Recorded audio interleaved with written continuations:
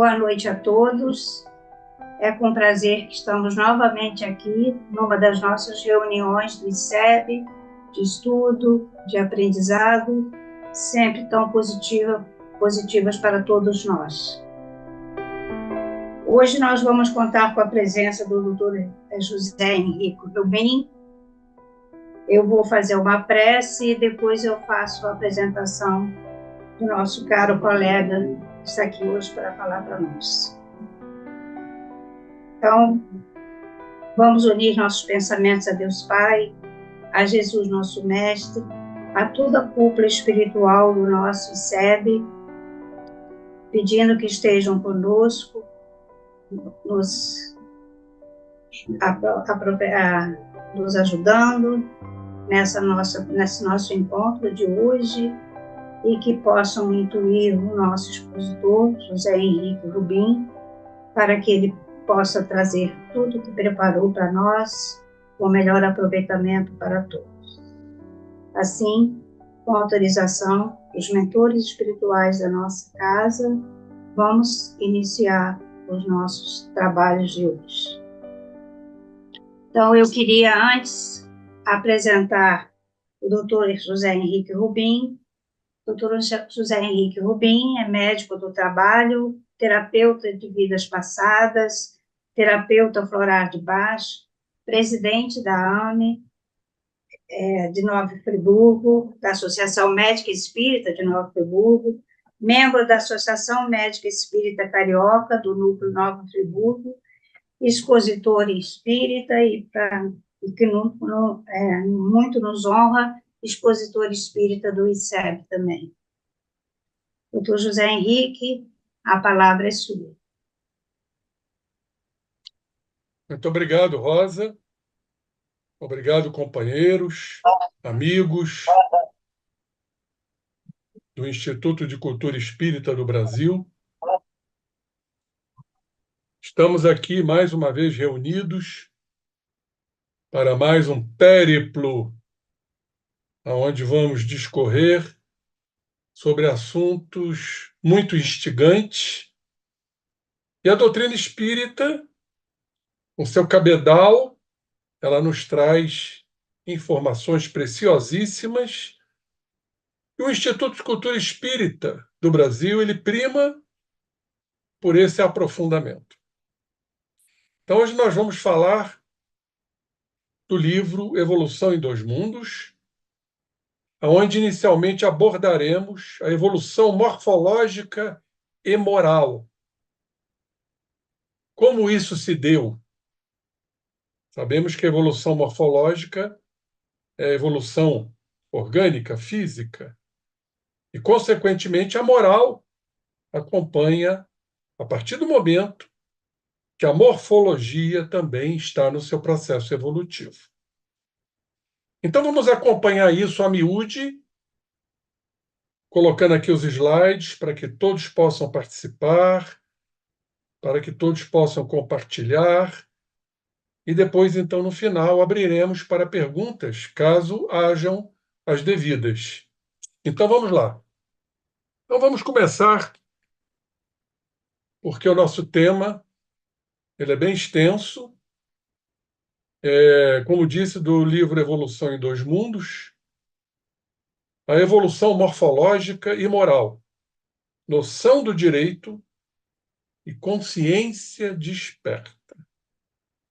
Esse momento tão aprazado, tão necessário na evolução, que é o despertamento da consciência, que exatamente é condizente com a nossa condição de princípios inteligentes, espíritos.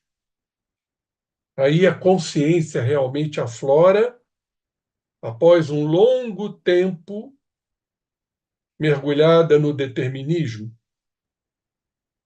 Então, como evoluímos se nós formos nos pautar nesse despertamento da consciência?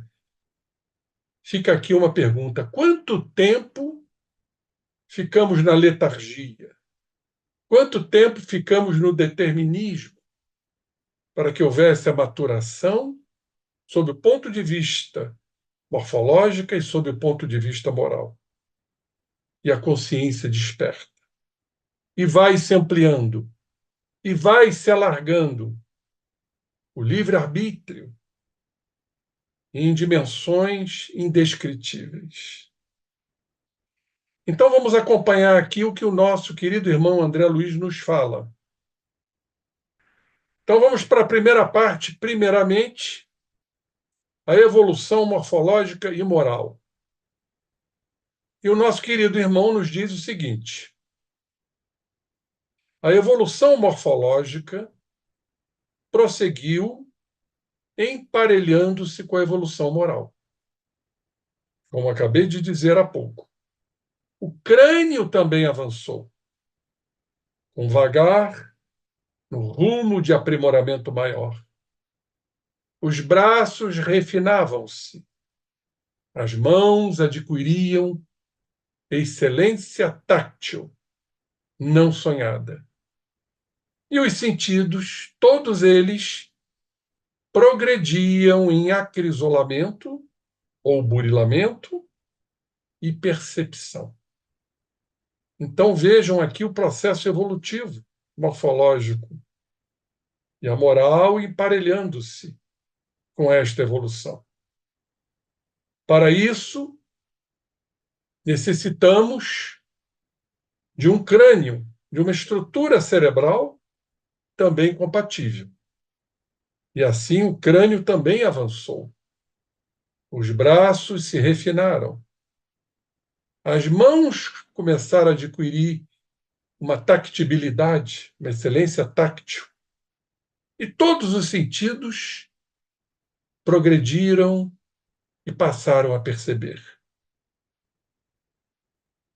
Então fomos buscar nesta obra excelente impulsos criativos da evolução, em que o nosso querido irmão, amigo do coração, professor Jorge Andréa, nos traz lá no capítulo 3º, do primata ao homem, origem das raças, psiquismo e seus lastros instintivos, finalidade da evolução, palingênese ou reencarnação, e o homem do futuro. Tudo isso está resumido neste capítulo. Então, o professor André nos traz aqui informações esplendorosas do seu estudo da evolução morfológica e moral, como nos diz André Luiz. Diz ele o seguinte: o progresso real e verdadeiro só se adquire com o desenvolvimento de qualidades positivas, despertadas e ampliadas após milenares vivências do instinto. Ou seja, tivemos milenares vivências no instinto, onde ali os centros de força, os vórtices espirituais, adquirem o necessário amadurecimento nas etapas benditas, palingenéticas percorridas, a reencarnação. Então, através delas, como princípio espiritual, para chegarmos à condição de princípio inteligente, saindo desse instinto para aportarmos, pelo amadurecimento, as condições necessárias para o desenvolvimento da consciência. Vamos lembrar, ou melhor, relembrar, até porque já apresentamos isso aqui, aquele estudo maravilhoso do livro No Mundo Maior, dos 3 andares do cérebro, mostrando a nossa realidade, pois ainda trazemos automatismos, ainda trazemos instintos. É o primeiro andar do cérebro, a zona límbica, o cérebro inicial, o cérebro reptiliano, como nos coloca Paul MacLean, E temos o segundo andar, aonde a consciência despertou. É no córtex motor. Para quê? É a consciência cujo centro, o eu, é o ego, é que determinará, né, o seu avanço no campo psíquico, no campo moral, fazendo as devidas escolhas. Analisando o que se encontra no primeiro andar, as nossas emoções ainda em disparate, nossas emoções em desequilíbrio, as nossas emoções transatas, onde pecamos e falhamos terrivelmente. E hoje temos esse córtex motor para fazer este autoconhecimento, fazer esta autoanálise. E daí a mola propulsora para que possamos, então, alcançar a superconsciência, o primeiro andar do cérebro, onde a consciência está mais dilatada, mais ampliada. É a ampliação da consciência, onde se encontram ali os ajustados, onde se encontram ali os intuitivos, as criaturas mais credenciadas. Por isso é um lobo ainda inexplorado, o pré-frontal. André Luiz coloca como frontal, mas é o lobo pré-frontal da superconsciência, dos evoluídos. E quem determinará isto é exatamente a consciência desperta, o segundo andar do cérebro, do córtex motor, analisando os nossos instintos, ainda um tanto acelvajados, de alguma forma, e os nossos automatismos.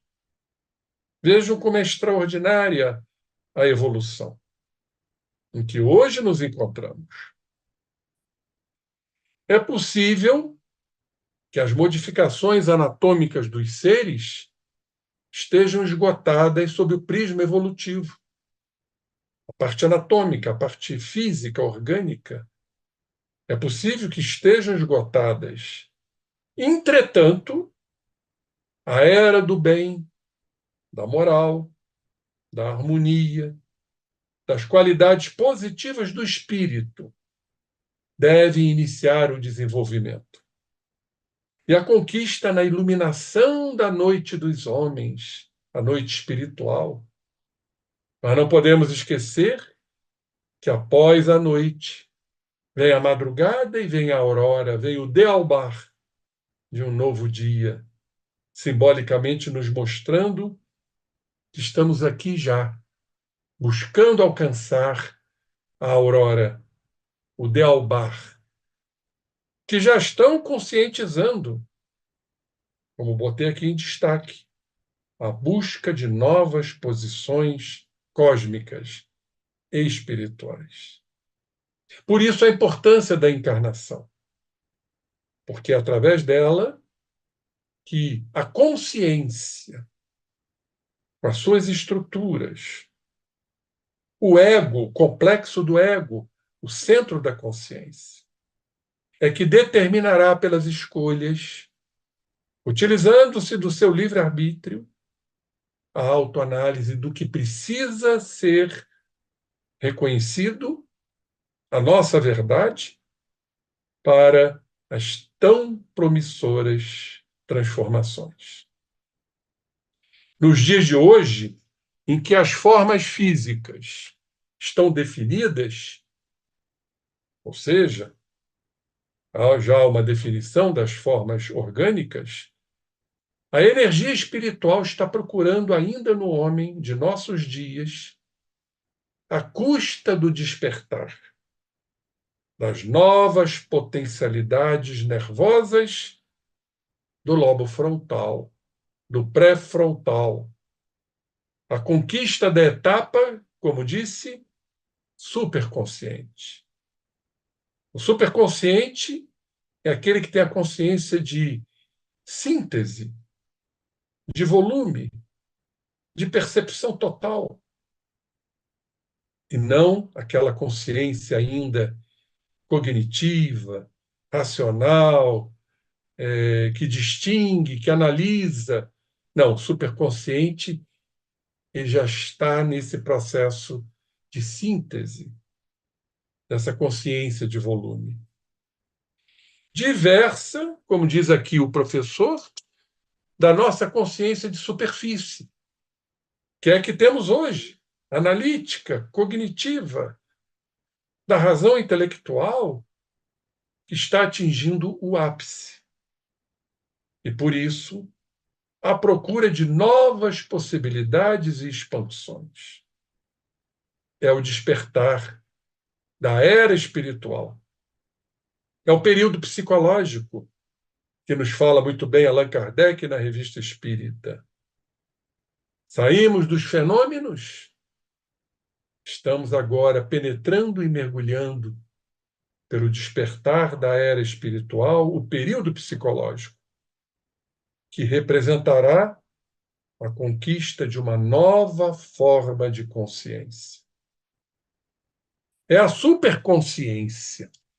Aparecerá como consequência do livre-arbítrio, do esforço pessoal, da perseverança, da luta, quanti e qualitativamente, interessando diretamente a mecânica psicológica. Como disse, é o período psicológico em que nos encontramos.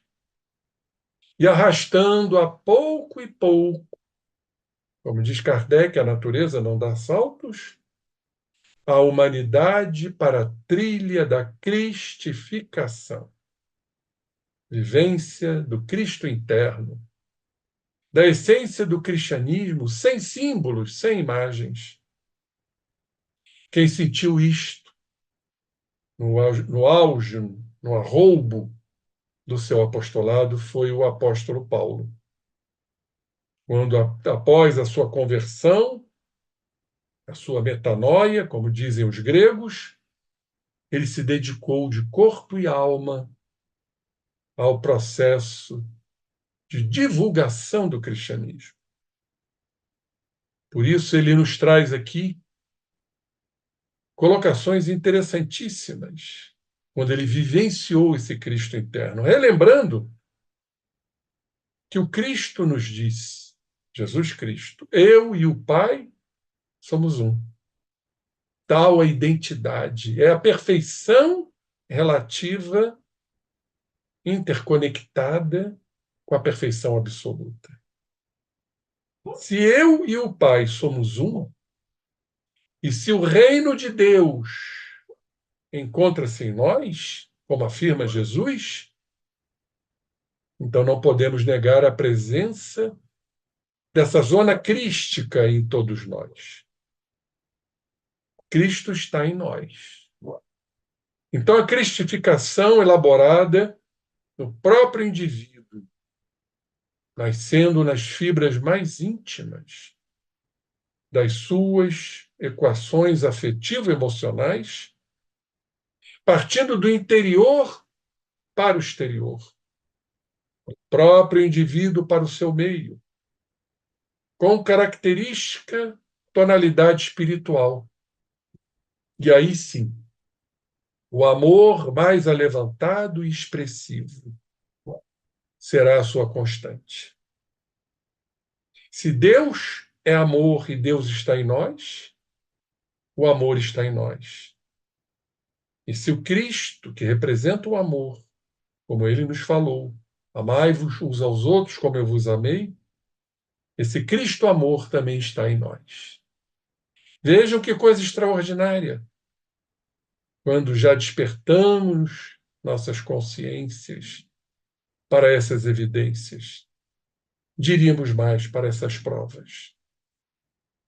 E aqui está a frase que eu citei de Paulo no auge, no arroubo do seu apostolado. Está em Gálatas, capítulo 2, versículo 20. Fui crucificado com Cristo.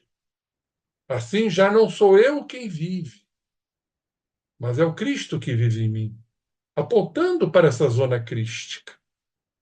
A vida que agora vivo no corpo, vivo-a pela fé no Filho de Deus, que me amou e se entregou por mim.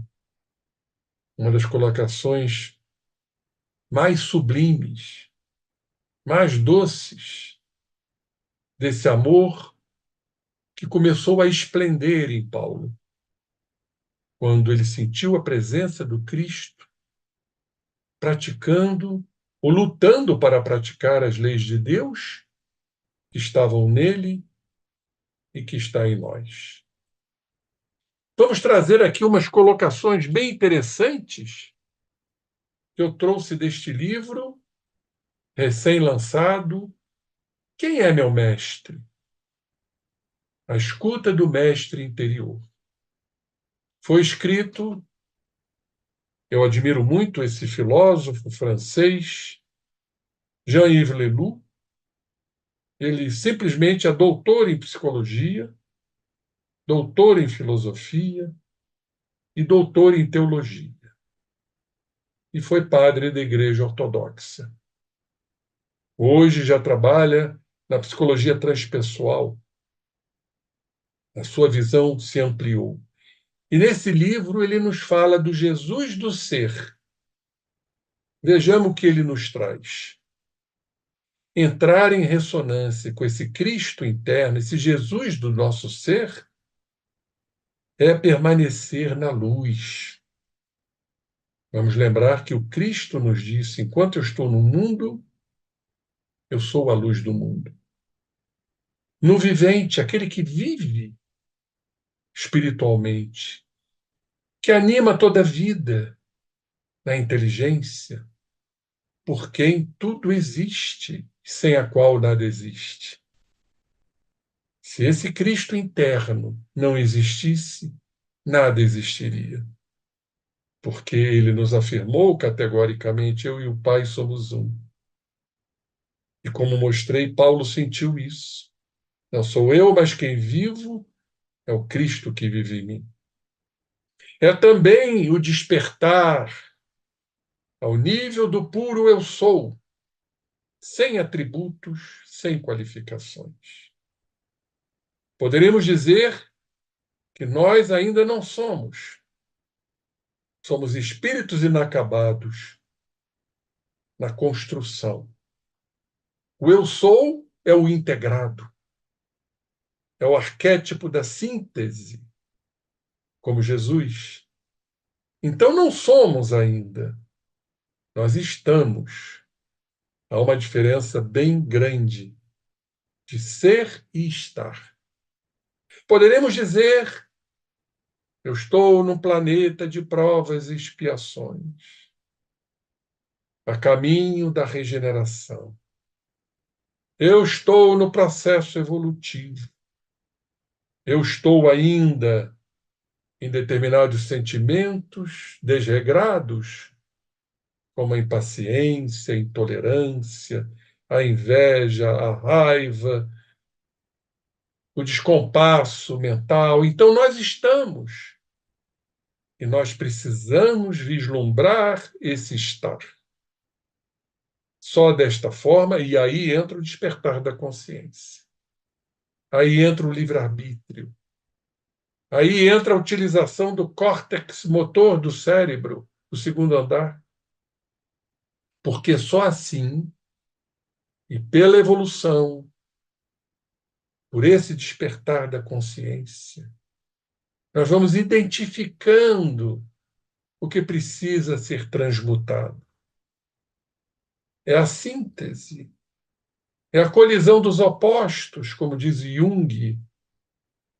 E ele nos diz: a vida nasce do atrito dos opostos. O que somos verdadeiramente e o que pretendemos ser. Chamamos isso de devir psicológico.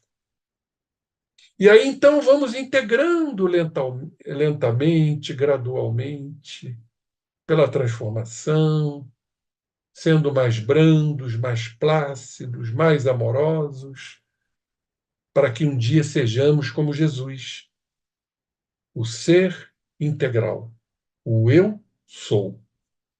E ele continua dizendo aqui: seria interessante recensear todos os eu sou, que vem do grego ego eimi, do quarto evangelho, o evangelho de João. São João cristaliza em torno deste eu sou todos os símbolos e os nomes do Cristo. Vejamos. De fato, ele é a porta. Que porta é esta? A porta estreita. Quando vamos nos estreitar com nós mesmos para esta integração. E se eu estou me estreitando para me reconhecer e mudar, em verdade estou buscando as leis que regem a vida, o universo, as leis de Deus. Estarei também me estreitando com Jesus para procurar segui-lo, negando a ele, ou melhor, negando a nós mesmos, carregando nossas cruzes para poder segui-lo. Por isso ele é a porta estreita. Ele é o caminho único, indiscutível, irrevogável. Ele disse: eu sou o caminho, eu sou a verdade. Que verdade? A verdade que iremos alcançar quando buscarmos, pelo nosso esforço, esta síntese. E para isso, temos que identificar a nossa verdade. Quem verdadeiramente somos ou estamos. Ele é a vida espiritual. Ele é o pão que nos alimenta, o alimento espiritual. Ele é o pastor que nos conduz à verdadeira rota, saindo da condição de ovelhas perdidas, tresmalhadas. Ele nos pastoreia. E ele é o Cordeiro de Deus, etc. Para muitos, ele é ainda o amor. A misericórdia de Deus pelos homens. O sol que faz brilhar sua luz sobre todos, sobre os maus e sobre os bons. Vamos lembrar desse sentimento ainda inalcançável, a misericórdia. Vem do latim miserere.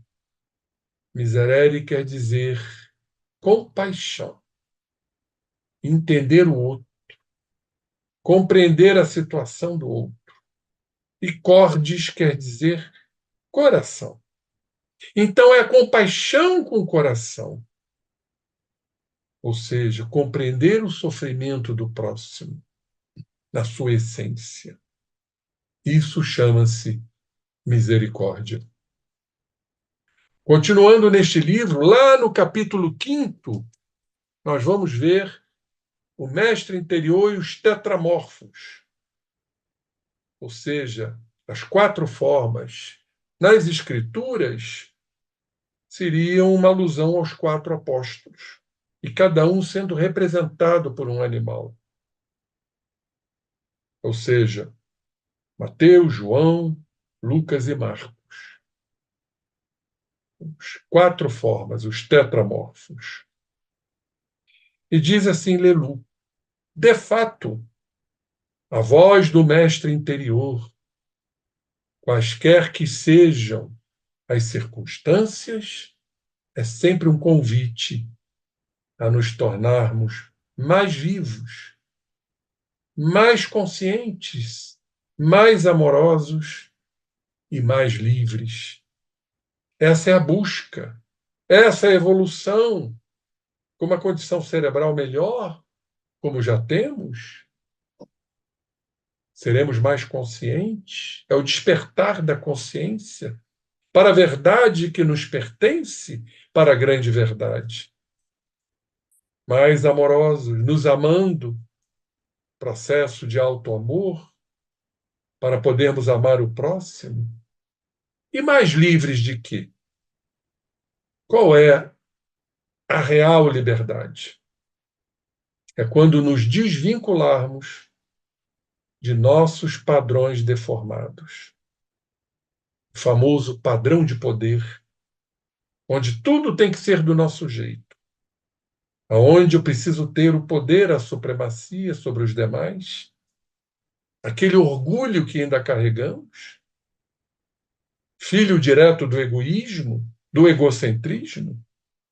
Então, a partir da consciência, através das transmutações, processo de integração, vamos nos libertando desses padrões deformados, dessas sombras que ainda carregamos.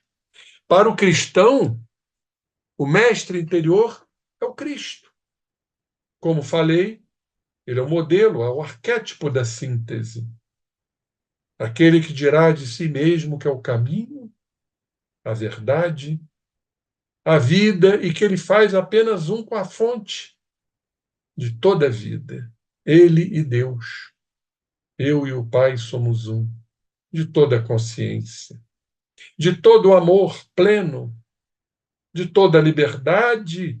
Já não existe aprisionamentos morais, mentais. E que ele chama de seu Pai. E que também é nosso Pai. É o Pai nosso que está no céu. Santificado seja o vosso nome. Como conhecemos esta oração. Então, o mestre interior é também o reino de Deus em cada um de nós. É o grão de mostarda. São as leis de Deus. É o Cristo interno que a nossa consciência irá buscar e alcançar mediante as transformações. É o reino do Espírito que une em cada ser humano o Filho e o Pai, a imanência, a interconectividade. E que vai aos poucos transfigurando nossas sensações grosseiras, nossos instintos, nossos automatismos.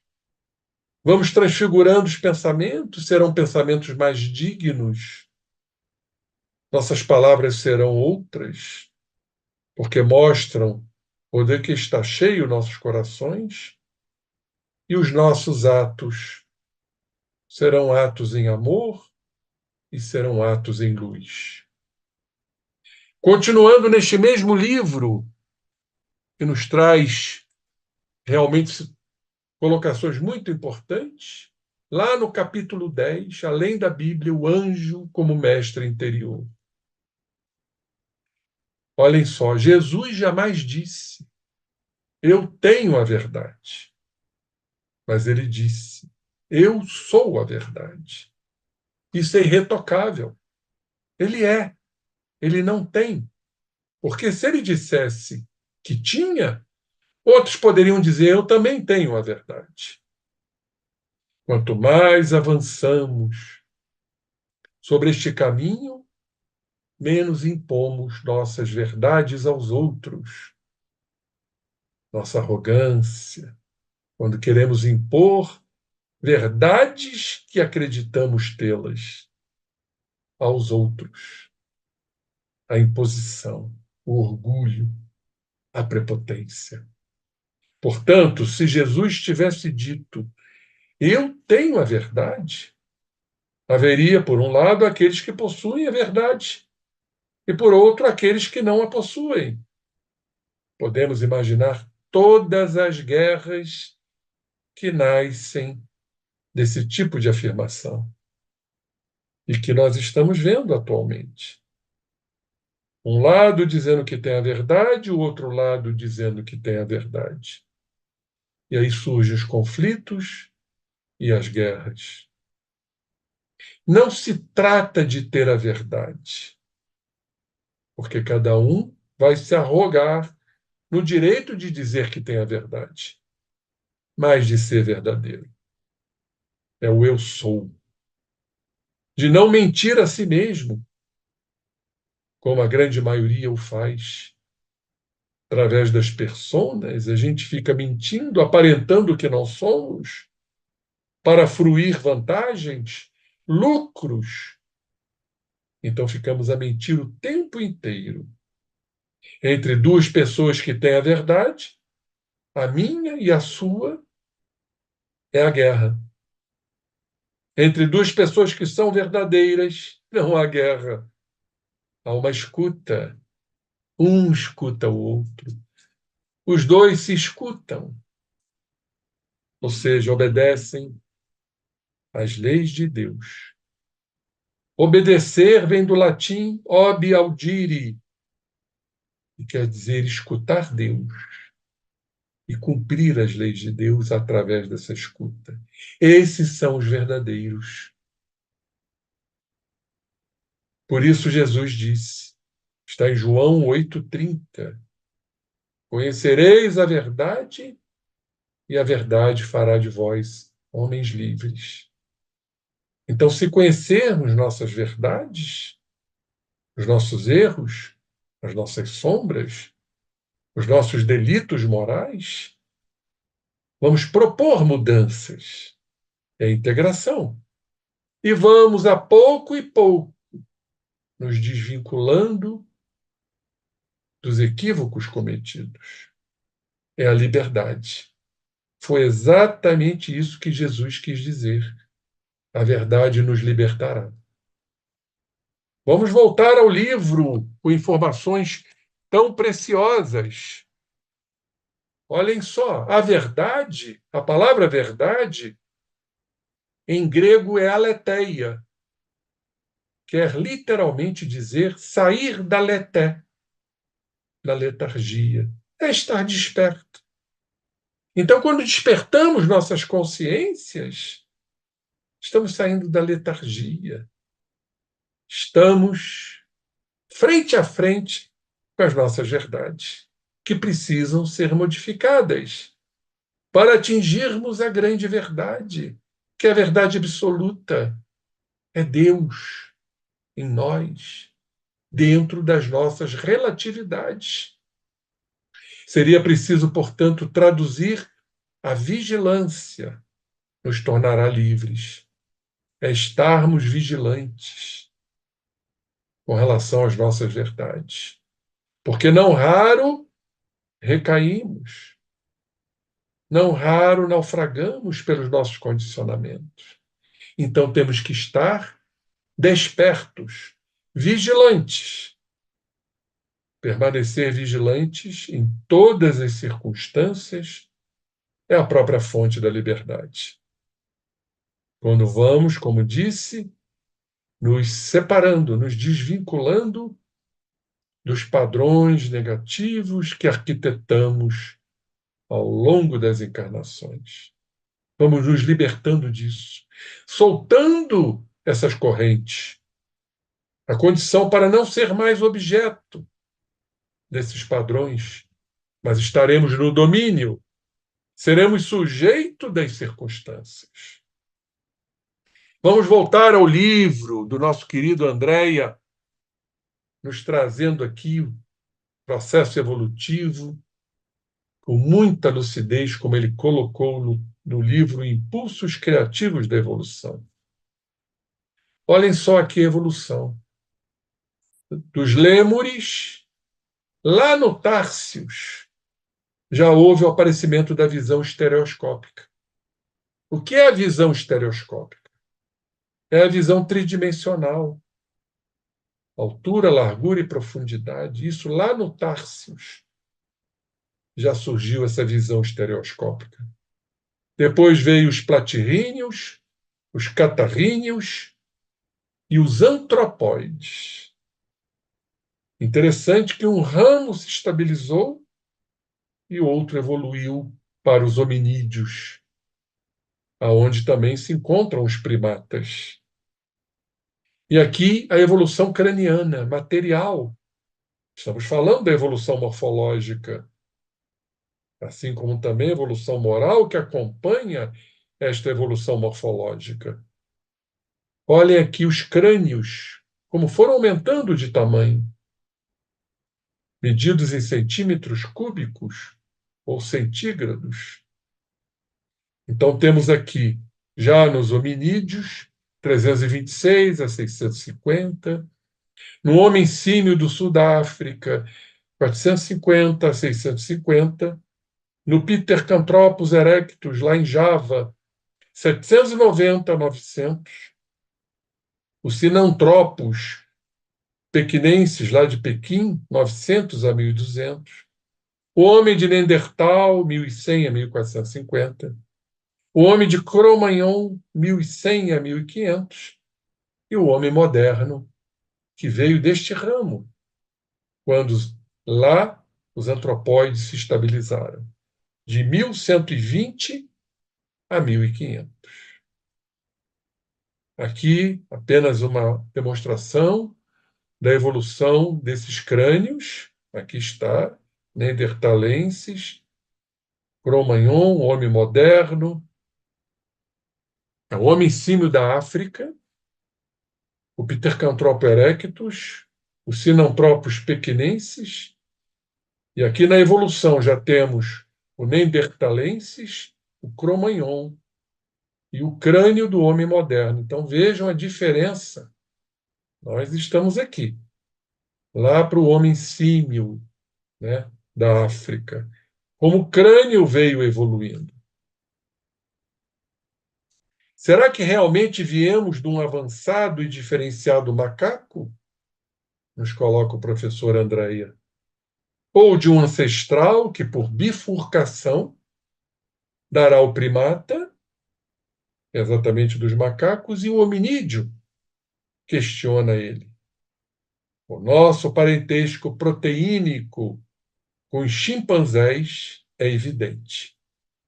99% da estrutura molecular das proteínas é idêntica dos chimpanzés. Mas este 1% faz uma diferença gritante em relação à estrutura molecular das proteínas.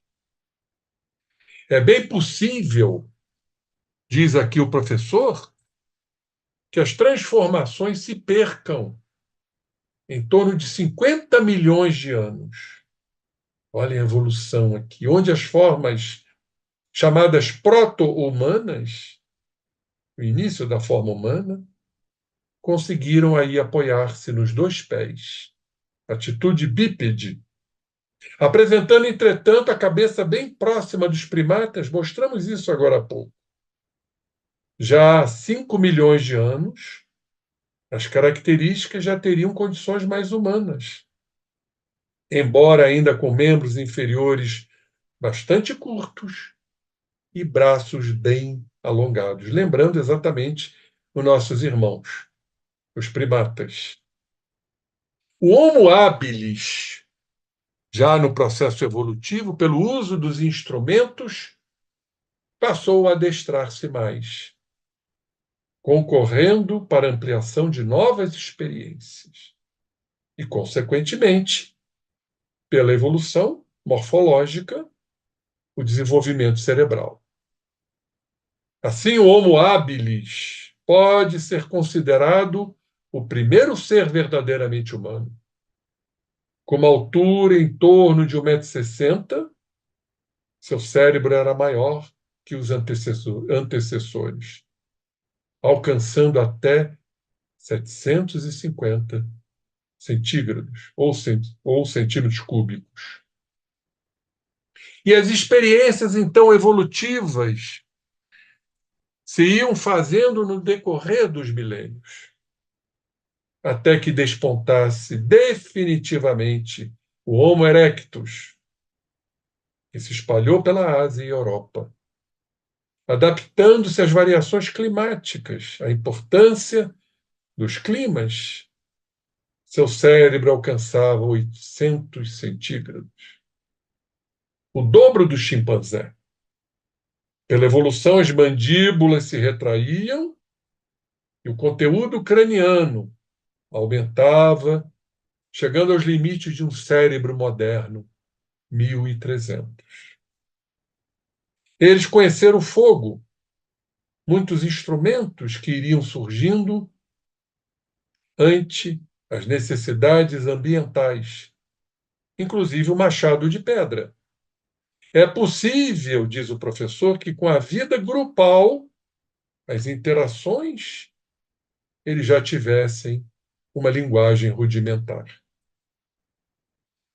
Vamos voltar agora ao livro Evolução em Dois Mundos. E André Luiz nos diz o seguinte: todavia, com o advento da responsabilidade, que veio também com a evolução, saindo do determinismo, ampliação do livre-arbítrio, o ser passou a ter a responsabilidade dos seus atos, de si próprio. Por isso que Freud coloca que o grande medo é de assumirmos responsabilidade, porque temos medo de errar. Nosso orgulho não nos permite saber lidar com os erros. Então, com o advento da responsabilidade que o separara da orientação direta dos benfeitores da vida maior, o determinismo que nos conduzia, entregou-se o homem a múltiplos tentames de progresso no campo do espírito, a evolução espiritual. No regime interior de livre indagação, os porquês, começava a conferir asas audaciosas ao pensamento. E com isso, mais se lhe acentuava o poder de imaginar, criar imaginações, facilitando-se-lhe a mentalização e também o desprendimento do corpo espiritual, cujas células, em conexão com as células do corpo físico, se automatizavam assim, na emancipação parcial, através do sono, e aí vindo os sonhos, pelo acesso da alma a ensinamentos de estrutura superior. Ficamos, quando lemos tudo isso, ficamos verdadeiramente assim, tão alegres, tão felizes, estáticos com X, de ver toda essa evolução. A evolução do princípio espiritual para chegar à condição de espírito, o homem, passamos a entender que, frente a tudo isso, só a reencarnação.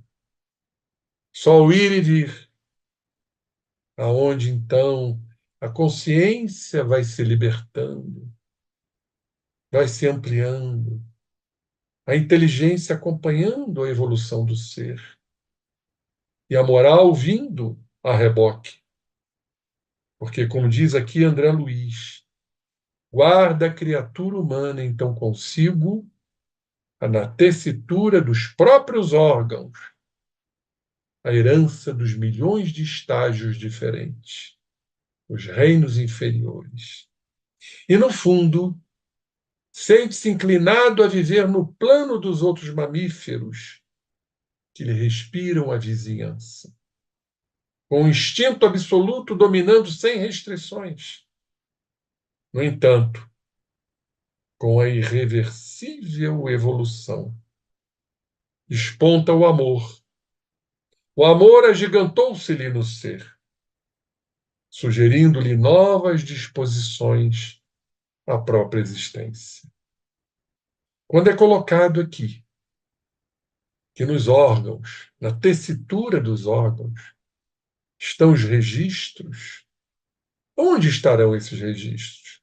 Vamos lembrar que André Luiz nos coloca também no livro Evolução em Dois Mundos, que nós temos uma estrutura celular, que é exatamente no citoplasma, chamada mitocôndria.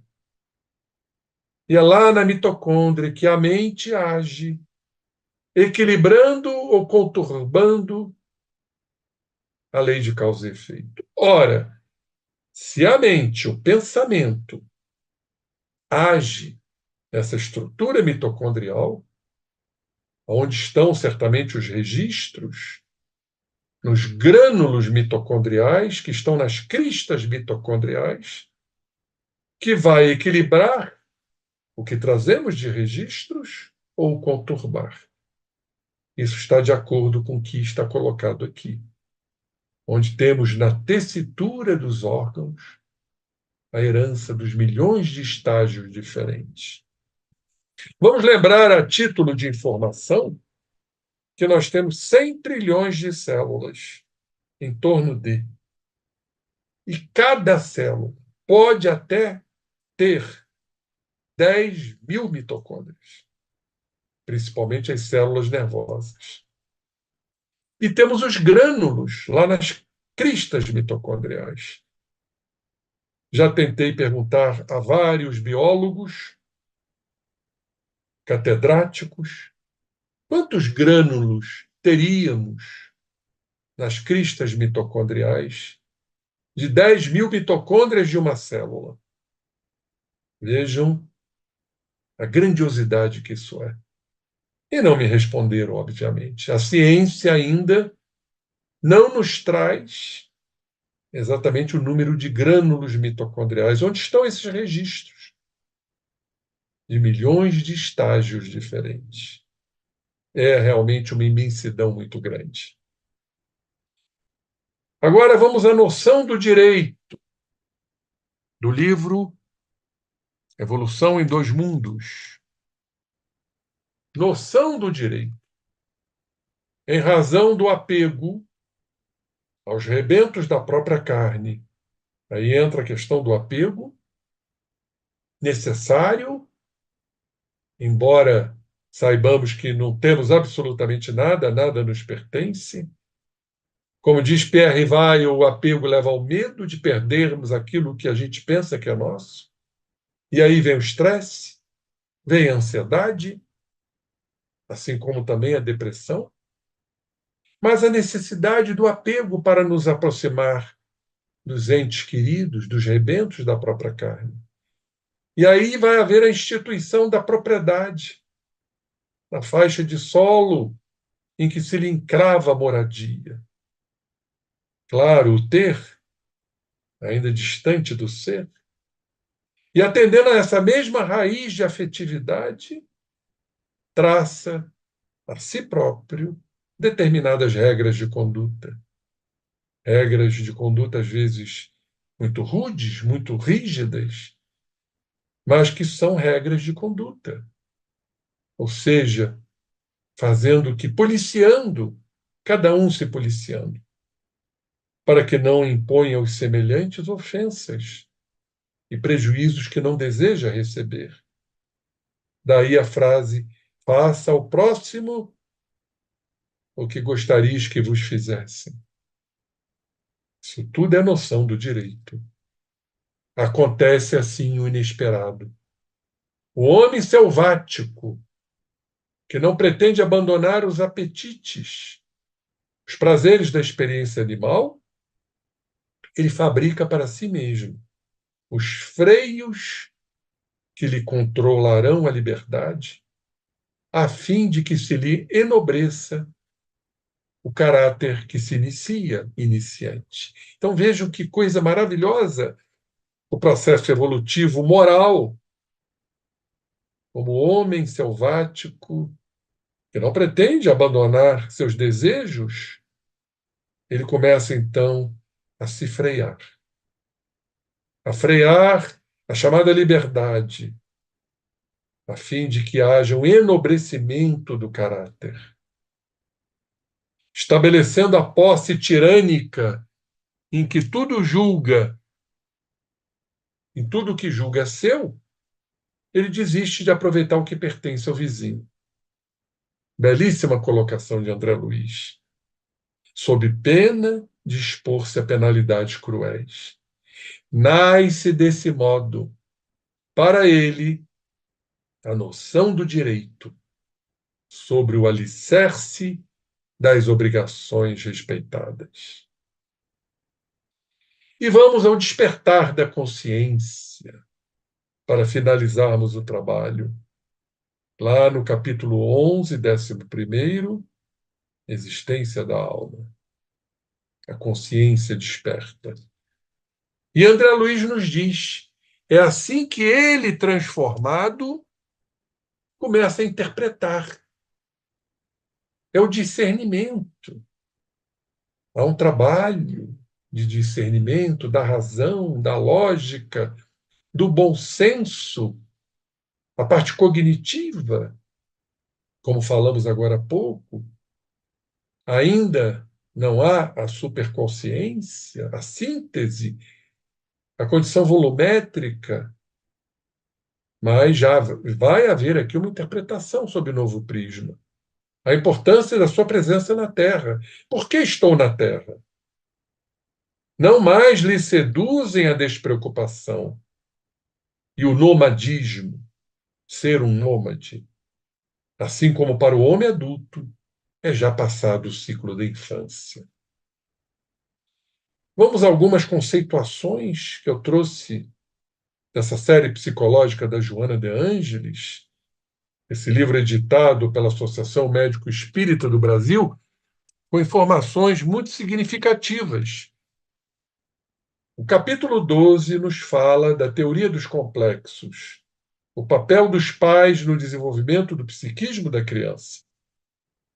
Assim, experiências de conforto e desconforto, saciedade e fome, calor e frio, começam a ser compreendidas pela criança. A criança que também não desenvolveu ainda seu cérebro, o seu ego, a sua consciência ainda não desperta, por estar numa idade ainda pueril, cumprindo o processo evolutivo que nos cabe, culminando a polarização da esfera psíquica, ou seja, uma diferenciação que gera a ruptura da unidade com a totalidade, com o self, e, consequentemente, o nascimento aí, através da ruptura. Embora o self esteja no ego, mas há o nascimento dele, que é o progressivo surgimento da consciência. O ego é o centro da consciência, é o eu. Para a psicologia analítica, o inconsciente é a priori, é a zona espiritual. Vamos lembrar do professor Andréia, que nos coloca o inconsciente atual, arcaico, o inconsciente puro, onde estão os nossos arquétipos, os passados e os atuais, os núcleos em potenciação, como ele nos coloca. Então, o inconsciente é a priori, e posteriormente, então, surge a consciência, o processo encarnatório. E aqui no capítulo 13 nos fala sobre o ego. Para Stein, ego é um termo técnico que se origina da palavra latina, que significa eu. É o centro da consciência. A consciência é um pouco mais ampla, é a percepção dos nossos próprios sentimentos. Em tudo, o self aí está, porque o self é a totalidade.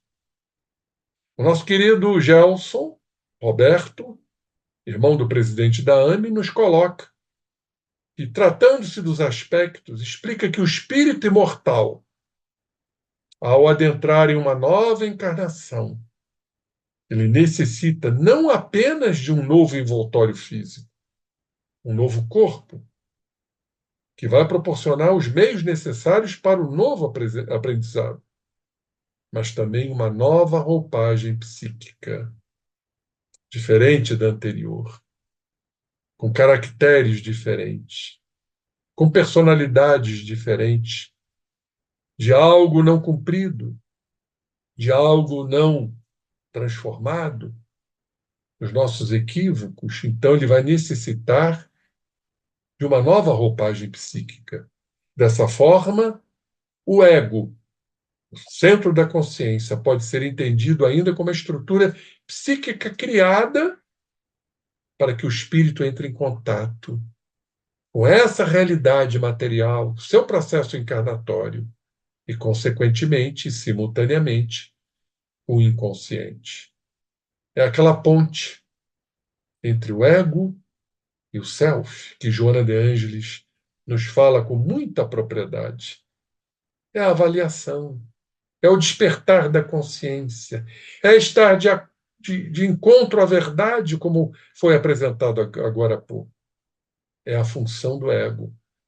E o ego está lá no segundo andar do cérebro, no córtex motor, a consciência, para lidar com as questões nossas, dos automatismos que todos carregamos, que está no primeiro andar do cérebro. dos nossos impulsos, dos nossos instintos.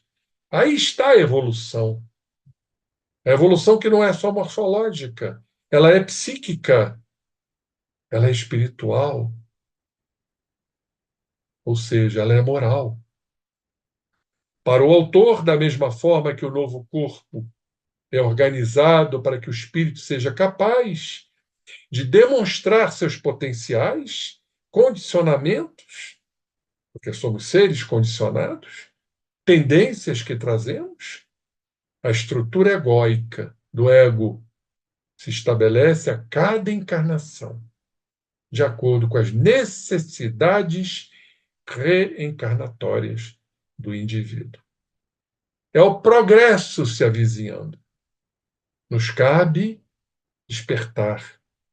Nos cabe, como diz Paulo, que devemos despertar nossas consciências. Desperta, o tu que dormes. Levanta-te entre os mortos, que o Cristo te alumiará. É exatamente isso, despertar da consciência, para irmos ao self, para irmos ao inconsciente, para irmos às nossas sombras, às nossas verdades. Voltando ao livro, Revolução em Dois Mundos. Sabe agora que o berço carnal se reveste de significação mais profunda. Compreende a pouco e pouco que a vida lhe registra as contas pessoais. Porquanto a criatura aprende que pode negar o braço ao companheiro necessitado de apoio. Sabendo, porém, vai ter consciência disso, responsabilidade, que o companheiro poderá recusar-lhe o seu, no momento em que o desequilíbrio lhe bata a porta. Reconhece que dispõe de liberdade, o livre-arbítrio, para matar o desafeto. Mas ele não ignora que o desafeto, a seu turno, pode igualmente exterminar-lhe o corpo ou amargar-lhe o caminho. Percebe que os seus gestos e atitudes para com os outros criam nos outros atitudes e gestos semelhantes para com ele. É a sintonia. Ele percebe isto. O espírito percebe. Vejam a evolução morfológica e moral, que é exatamente o que estamos aqui demonstrando. Com esse novo cabedal de observação, revela-se-lhe a vida mental mais surpreendente e mais rica, e por essa mais intensa vida íntima, retrata com relativa segurança as ideias dos espíritos abnegados que lhe custodiam a rota. As nossas relações, desde que nos abramos, né, a essa condição, o despertar da consciência, não estaremos sozinhos, não estaremos desamparados. Os espíritos abnegados, nossos mentores, estarão custodiando a nossa rota, como verdadeiros condutores. Desde então, ele não guarda a existência circunscrita a uma única vida, a romagem berço e túmulo, por alongá-la do ponto de vista de causa e efeito. Causa e efeito, a qual todos estamos inseridos, é dentro desta lei, para além do sepulcro, em que se lhe guarda o invólucro anulado ou imprestável que aqui fica, no seu processo de dissolução. Então, incorporando a responsabilidade, que vai surgindo à medida que ocorre a evolução, a consciência vibra, desperta. E pela consciência desperta, os princípios de ação e reação funcionam exatos dentro do próprio ser, assegurando-lhe a liberdade de escolha. Todos estaremos livres para escolhermos e impondo-lhe mecanicamente os resultados respectivos. A lei de causa e efeito. Seremos artífices do nosso destino, responsáveis pelos nossos atos, tanto aqui na esfera física, quanto no mundo espiritual. E terminando, trazemos aqui esta brilhante frase de Rumi, que encarnou em 1207 e desencarnou em 1273. Ele foi um poeta, um mestre espiritual persa do século XIII. Olha que frase lúcida. Ontem era inteligente, por isso queria mudar o mundo. Hoje eu sou sábio, por isso eu vou mudar-me a mim. Aí está o grande segredo, a mudança, a transformação, tudo que falamos, a integração, mediante uma consciência já desperta, já vislumbrando e focando a verdade que nos pertence. Quem verdadeiramente somos ou estamos? O que é preciso mudar? E aí entram as nossas escolhas. E por isso, finalizando, trazemos aqui uma frase do grande físico quântico Amit Goswami, hindu, mudando a frase de René Descartes. Penso, logo existo. Não. Escolho, logo existo. Somos fruto de nossas escolhas. É o sujeito agindo no objeto, naquilo, pela escolha, que precisamos modificar, que precisamos alterar. A nossa consciência já entende isso. Já temos um cabedal moral para entender o que é certo e entender o que é errado. Basta olharmos as leis de Deus, que foram trazidas e exaradas por Jesus. As bem-aventuranças. Tudo ali se encontra. O homem de bem está na nossa doutrina. Seguir essa condição. Escolher para verdadeiramente existirmos. E aí estaremos encaminhando-nos para o eu sou. Como Jesus nos disse, eu sou. Eu sou o caminho, eu sou a verdade e eu sou a vida. Que Ele nos abençoe em nossa jornada e que possamos trazer todos esses ensinamentos como uma grande coletânea para que, intelectualmente, possamos fazer o nosso trabalho de mudanças, de reformas íntimas, para equilibrarmos-nos, não só intelectualmente, mas também moralmente. Paz aos homens de boa vontade, que estejamos despertos. Graças a Deus e que assim seja. Graças a Deus, Rubinho. Muito obrigada aí por esse belo estudo que você fez, por esse passeio sobre a evolução física e espiritual na Terra, né, do homem. Você pegou desde lá do início, da formação do corpo, da evolução do corpo, e depois nos trouxe essa beleza sobre a evolução espiritual.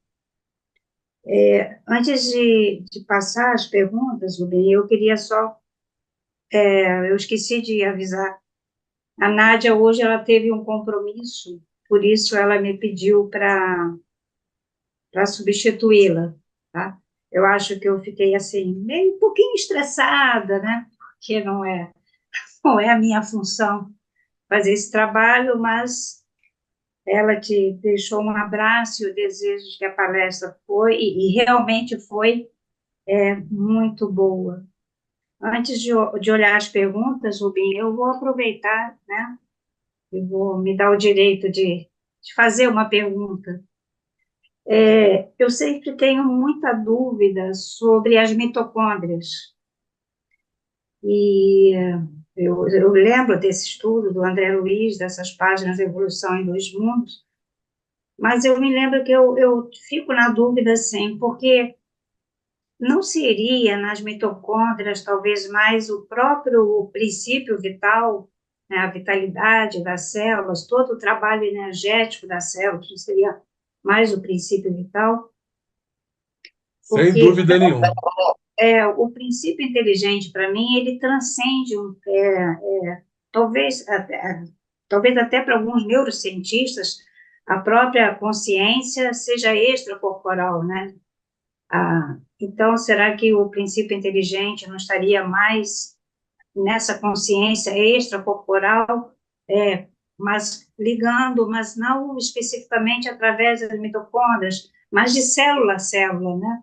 Todo o nosso organismo, de átomo a átomo, o nosso organismo.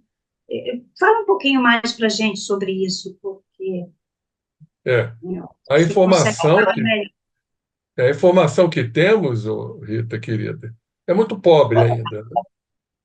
Nós estamos apenas nos baseando de uma informação, uma única informação que André Luiz nos traz. Mas a partir daí, quando ele nos diz que a mente, está havendo uma interferência aí. A partir daí, quando a mente, a energia mental, então ele nos diz que age, onde lá estão, né, os princípios energéticos nas mitocôndrias, nos grânulos, e age então equilibrando, desde que esse pensamento esteja em equilíbrio ou conturbando a lei de causa e efeito, não há como negar perfeitamente que os registros das nossas experiências, dos nossos equívocos, também se encontram nas células, mais especificamente nas mitocôndrias. Agora, vamos lembrar que as mitocôndrias, sob o ponto de vista da biologia, você sabe muito bem disso, traz a formação do ATP, o trifosfato de adenosina, né? E o ATP, então, é o que dá a energia, é o que dá o fluido vital. Mas vamos lembrar que André Luiz também nos diz que o fluido vital, e quando falamos de fluido vital, falamos de ectoplasma, e o ectoplasma é sintetizado pelo duplo etérico, onde estão os chakras que compõem o feixe perispirítico. Então, o fluido vital, o ectoplasma, traz íntimas ligações com o pensamento. Olha que informação preciosa. Então, o pensamento, ele age, né, exatamente nesse fluido vital. E se age no fluido vital, e esse fluido vital traz vamos dizer assim, uma correlação com a síntese do ATP, trifosfato de adenosina, não podemos separar uma coisa de outra. Essa energia fabricada pelas mitocôndrias traz uma ligação com o ectoplasma. E o ectoplasma tem ligação com o pensamento, como diz André Luiz. É energia mental. Então, uma coisa está ligada à outra. Perfeito?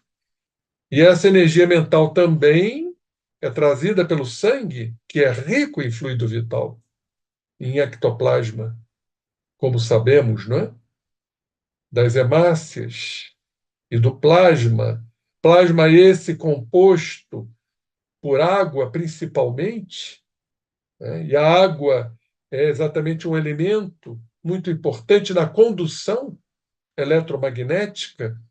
Então, a gente começa a ver também que o sangue é rico em fluido vital, ele é um grande veículo para levar as energias mentais às células. Então, as mitocôndrias, dentro do nosso pobre conhecimento, e quiçá um dia nós teremos um conhecimento maior, né? O que nós sabemos é isso, a informação de André Luiz, que a mente age ou equilibrando ou conturbando a lei de causa e efeito. Então, os registros estão ali impressos nas mitocôndrias. Aí passamos a entender a quantidade de mitocôndrias que uma célula porta ou traz. podendo chegar a 10 mil mitocôndrias. E os grânulos estão ali, né? Que é exatamente um armazém de energia e desses registros. Agora, creio eu, na nossa santa ignorância, que ainda teremos muito que aprender, novas informações surgirão através da mediunidade, e o planeta de regeneração está fadado a isto.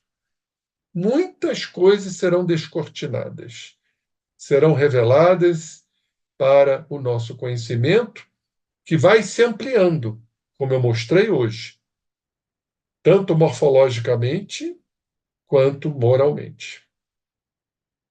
Você acha, quer dizer, eu não sei se fisicamente a gente ainda teria muito para evoluir, eu acho que, com certeza, do ponto de vista mental, do ponto de vista emocional, psicológico, eu acho que sim. Mas, do ponto de vista do corpo físico,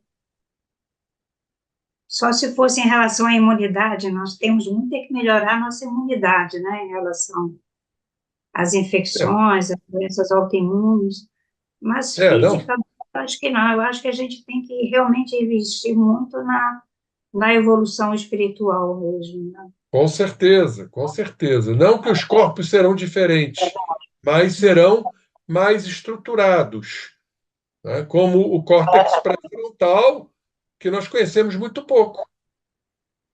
É o terceiro andar do cérebro, dos superconscientes, como eu falei aqui agora há pouco.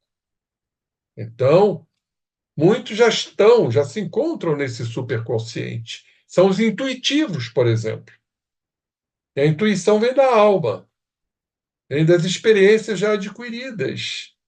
E a mediunidade do futuro será a mediunidade intuitiva.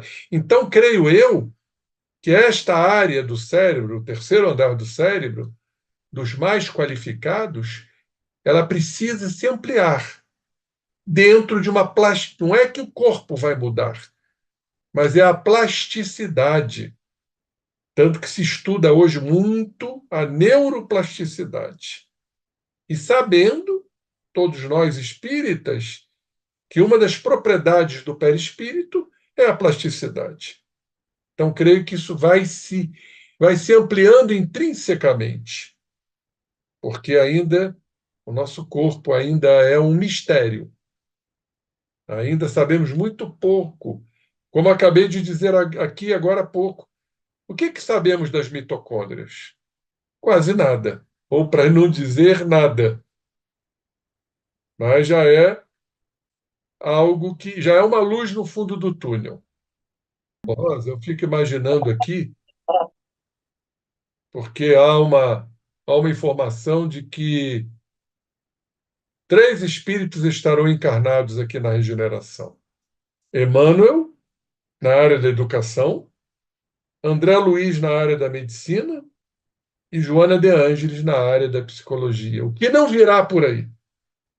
Que grandiosidade! Porque quando a gente se refere à regeneração, ela já está acontecendo desde a época de Kardec. Estudava eu ontem, numa palestra sobre a Revista Espírita de 1858, o período psicológico, Kardec já falava da regeneração, que já estávamos na regeneração. Então, de 1858 a 2024, parece algo muito longo. Para eles, espíritos é apenas um pestanejar. Então, em quanto tempo nós teremos, assim, pergunto eu, informações mais profundas, mais científicas? Não temos como avaliar isso. Agora, esses primórdios que nos chegam, como as obras de André Luiz, de Emmanuel, de Joana de Ângeles, já nos traçam um caminho, é uma esteira em que vamos navegando vagarosamente, sob o ponto de vista morfológico e sob o ponto de vista moral. Mas não temos mais nenhuma pergunta, Rubi. Vamos, então, terminar. Eu queria muito agradecer pelo seu trabalho, né? A sua palestra é uma palestra para ser consultada outras vezes, como sempre, é para a gente rever, porque você nos traz tudo tão pronto, né? Que vale a pena sempre depois parar num dia assim, bem tranquilo e rever com calma, porque tem muita informação e muito aprendizado, e nós te agradecemos muito por isso, pelo seu trabalho, tá? Então, eu vou fazer a nossa prece, tá? E depois, então, nós vamos encerrar. Você queria fazer mais algum comentário? Não, não, perfeito. Agradeço aí a sua presença, acho que você foi precisa e isso é que importa. Muito obrigada. Muito obrigada pelo teu trabalho. Eu que Então, vamos, agradeço. vamos unir nossos pensamentos a Deus Pai, Jesus, nosso Mestre, pelo belo estudo que tivemos hoje. Nosso agradecimento ao Dr. Rubim por esse trabalho que tanto engrandece o nosso Instituto, que possamos continuar contando sempre com o seu apoio nesse nosso trabalho. Então, obrigada, Senhor, Deus Pai. Obrigado ao nosso Mestre Jesus, a Maria, nossa Mãe Espiritual, e a toda a cúpula espiritual do ICEB, que nos permite continuar estudando e ter tantas informações que colaboram sempre para o nosso conhecimento, para o nosso progresso. Que a vossa paz, Pai, possa se estender pela nossa cidade, pelo nosso país, pelo nosso planeta, e que possamos contar sempre com o amparo dos bons espíritos que nos ajudam a progredir nessa nossa evolução na Terra. Graças a Deus.